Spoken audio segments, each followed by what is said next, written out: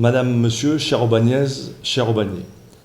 Après cette semaine de crise sanitaire, le président de la République s'est exprimé le 14 avril dernier et le Premier ministre vient ce mardi de nous donner un certain nombre d'informations.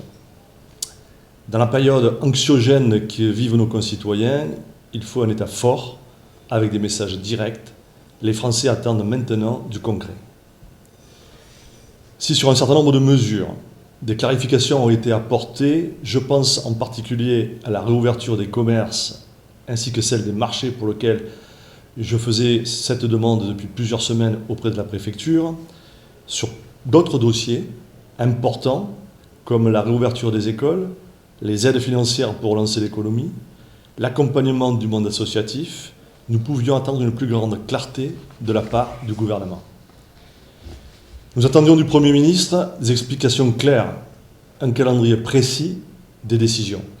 Sur des dossiers aussi cruciaux que la fourniture des masques ou des gels, nos concitoyens veulent maintenant savoir où et quand ils pourront en bénéficier. Le sentiment global qui prévaut aujourd'hui est que l'État veut se décharger de ses responsabilités et en particulier de la sécurité sanitaire de nos enfants.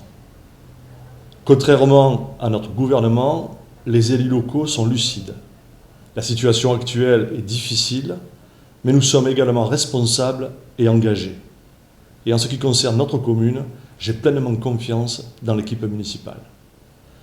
Je voudrais maintenant indiquer les nouvelles décisions que nous avons prises au niveau de la ville sur le plan social et sur le plan économique, et vous dire aussi quels sont nos engagements concernant le monde associatif et le monde éducatif. Je ferai également dans quelques minutes un point sur la fourniture des masques pour les Aubagnaises et les Aubagnais. En ce qui concerne les personnes les plus fragiles, le CCAS, qui est le vaisseau amiral de notre action sociale, il travaille en parfaite étroite collaboration avec l'ensemble des associations caritatives. Il se soucie des plus vulnérables et des plus âgés. De nombreux dispositifs ont déjà été mis en place. D'autres le seront dans les jours et semaines à venir, comme celui de faire tester de manière préventive tout le personnel et tous les seniors de la résidence pour personnes âgées de la ville, en partenariat avec le service départemental d'incendie et de secours. En ce qui concerne l'activité économique, et en particulier en ce qui concerne les commerces de proximité et les artisans, plusieurs décisions ont été prises. Je pense en particulier au dispositif d'exonération des taxes locales déjà décidé. La ville d'Aubagne a également décidé d'abonder à juste proportion au fonds territorial et solidaire mis en place par le département et par la métropole, voulu par la présidente Martine Vassal pour un montant global de 40 millions d'euros. Ce plan a vocation de soutenir les entreprises de moins de 20 salariés qui sont, nous le savons, en très grande majorité. Nous sommes également en contact très étroit et à l'écoute de tous les acteurs économiques du territoire. Cela est essentiel pour permettre une reprise d'activité et assurer la sauvegarde d'un maximum d'emplois. Par ailleurs, dans le cadre de la réouverture des commerces prévue le 11 mai, la ville d'Aubagne va fournir aux commerçants 500 masques qui s'ajouteront à ceux proposés par l'association des commerçants. En ce qui concerne le monde associatif, si indispensable à la vie de nos concitoyens et au rayonnement de notre commune, nous sommes très préoccupés par la situation financière de certaines structures. Nous regardons avec chacune d'elles comment travailler ensemble dans le respect du cadre légal. Pour les associations qui n'avaient pas sollicité la ville et qui n'avaient pas de subvention, mais qui sont pour autant touchées par la crise, j'ai demandé aux élus de la ville de se rapprocher de ces dernières afin de mesurer leurs difficultés. Nous ne laisserons pas seul le tissu associatif, si riche, si important au bon fonctionnement de notre vie commune. Concernant la rentrée scolaire, nous attendions de la part du gouvernement un cadre national. À ce jour, nous ne l'avons pas obtenu et le ministre de l'Éducation nationale nous indique qu'il va le faire dans les jours à venir, certes. Mais à quelques jours de la rentrée, beaucoup d'interrogations subsistent. Les classes de 15 enfants pour les grandes sections de maternelle, les cours préparatoires et les CM2, ainsi que les CE en zone d'éducation prioritaire, seront-elles toujours imposées au 25 mai et jusqu'à la fin de l'année scolaire? Et dans ce cadre, comment recevoir le 25 mai toutes les autres classes, les écoles n'étant pas extensibles? Qu'en est-il également pour l'organisation des cantines? Le conseil scientifique recommande une restauration dans les classes, mais c'est très compliqué de servir des plateaux repas dans de telles conditions. Et bien sûr, et avant tout, comment assurer la sécurité sanitaire des élèves des enseignants et du personnel municipal. La sécurité sanitaire est un domaine régalien. C'est à l'État de prendre toutes ses responsabilités en la matière et non aux maires, pas plus qu'aux enseignants ou aux parents d'élèves.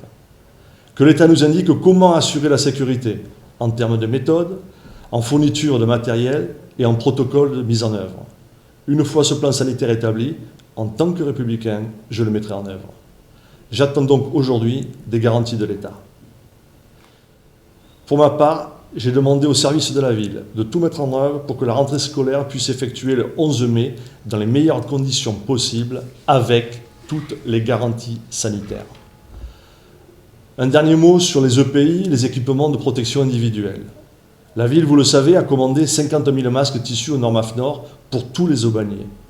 Ces masques sont fabriqués dans une entreprise française de textile, installée dans les Bouches-du-Rhône, et leur livraison est prévue pour la mi-mai. Les masques seront remis gratuitement aux Aubagniers selon un mode de distribution qui vous sera communiqué dans quelques jours. Cette distribution se fera à la fois au domicile pour les personnes les plus exposées et dans des lieux sécurisés sur le plan sanitaire pour les autres. Les équipes de la ville travaillent à l'établissement de ce plan de distribution. En parallèle à cette commande de 50 000 masques pour tous les Aubagniers, la ville a mis en place une plateforme de confection de masques tissus en lien avec quelques 200 bénévoles. Ces masques sont destinés en priorité aux personnes et aux associations qui sont en contact du public, telles que les associations caritatives, à qui nous avons déjà remis une centaine de masques, aux taxis, aux commerçants, aux professions libéraux qui en ont fait la demande. Je voudrais remercier à cette occasion toutes les personnes qui sont en première ligne dans cette crise, soignants, acteurs économiques, bénévoles du monde associatif, personnel des collectivités et notamment le personnel de la ville. Tous sont remarquables d'abnégation et de dévouement. Je leur dis toute ma reconnaissance et toute notre fierté. Concernant la commune, le bilan sanitaire est de 10 patients en réanimation à ce jour et de 56 en service Covid. La meilleure manière de retrouver tous ensemble une forme de liberté est de respecter les gestes barrières et les distanciations physiques. Et dans la mesure du possible, de rester confiné chez soi. J'ai demandé à la police municipale de rester engagée et vigilante sur ce sujet.